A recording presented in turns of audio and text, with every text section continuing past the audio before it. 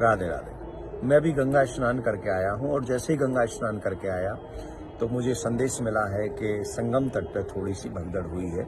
मैं आप सबसे निवेदन करूंगा कि इस समय प्रयागराज में कुंभ में बहुत बड़ा जन सैलाब है।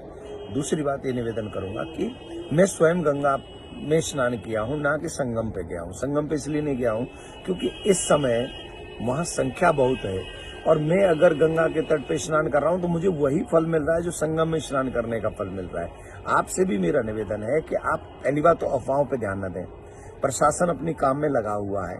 दूसरी बात आपसे एक रिक्वेस्ट है, बच्चे और बुजुर्ग आपके साथ में हैं तो आप गंगा के तट पे हैं, जमुना के तट पे हैं, आप जहां हैं अगर आप वहां ही स्नान कर लेंगे तो आपको वही फल मिलेगा जो फल संगम में स्नान करने का मिलता है। सच बताएं, अगर मन में भाव है और आप गंगा में स्नान कर रहे हैं तो त्रिवेणी में फल मिलेगा, त्रिवेणी स्नान का। और अगर आप मन में भाव नहीं है और फिर भी आप वहां जाके स्नान करेंगे तो भी वो लाभ कम मिलेगा। तो आपसे रिक्वेस्ट कर रहा हूं, इस समय बच्चे बुजुर्गों को लेके बिल्कुल भी न जाएं। शिविर में आप जहां हैं थोड़ी देर प्रतीक्षा करें, अभी आप रुकें और थोड़ा सा प्रतीक्षा करें क्योंकि रोड पे भी पब्लिक बहुत पब्लिक है। संगम तट पे तो है ही, रोड पे भी पूरे कुंभ में इतनी संख्या है, हमको लग रहा है पूरा विश्व यहाँ पर उतर आया है।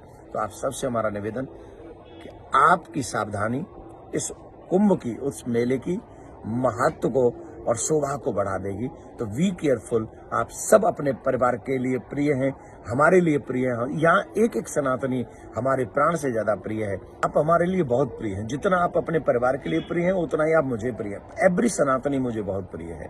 आपसे एक रिक्वेस्ट है, आप अपने घर का सबसे छोटा बालक समझ के मुझे मान लीजिए। अगर आपके मन में आज प्रयाग आने का मन है या कल आने का मन है तो प्लीज आप 5 तारीख के बाद का बना लीजिए।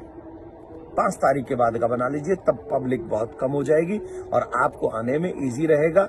सावधानी हम सबकी हमारे कुंभ के लिए जरूरी है। राधे राधे।